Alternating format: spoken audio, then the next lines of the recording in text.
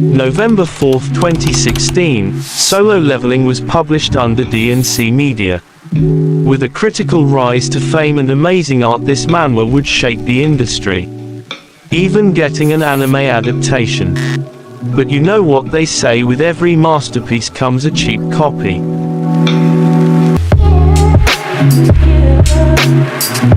If you have read any form of literature, you can understand why the need for originality is needed.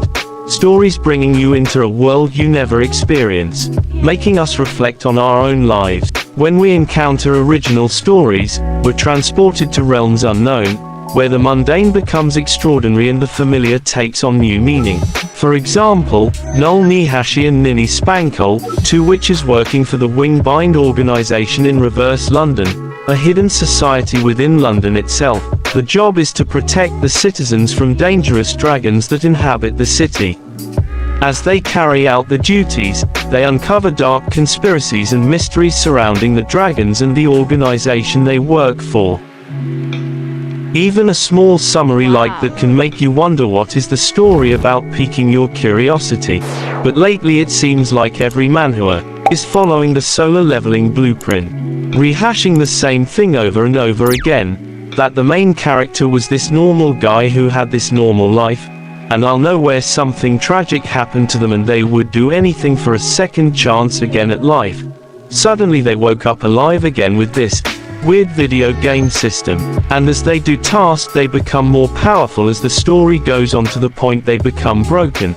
Even the rules of that world does not apply to them. Doesn't that sound familiar to you? This type of copy and paste of the same idea, offering nothing fresh to the table, is akin to serving a meal without flavor or flair. It's like presenting the same dish over and over again, leaving the palate longing for something innovative and exciting. You can even compare these to the isekai genre, with every character looking the same and feeling the same, with overplayed plot lines that you will see and again in other stories, with cliché characters and villains, killing your excitement and wonder for the story, making you know this is just for a quick buck, not actually trying to sell a story, just popping out the newest version, as fast as they can, trying to recreate their own version of Solo Leveling. To be fair, there are some good manhwa who use the Solo Leveling blueprint, making it their own compelling story, but seeing the same thing over and over again becomes repetitive, killing the enjoyment of reading manhwa, making an unfulfilling reading in itself.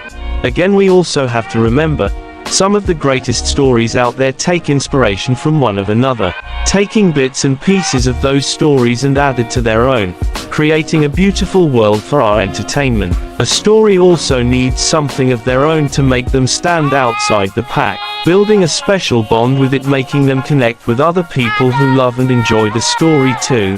In the realm of storytelling, it's often said that every masterpiece has its humble beginnings in imitation. This is just a timeless truth, but sooner or later they grow into their own over time, creating their own narrative. But for these types of manhwa, I don't think they can.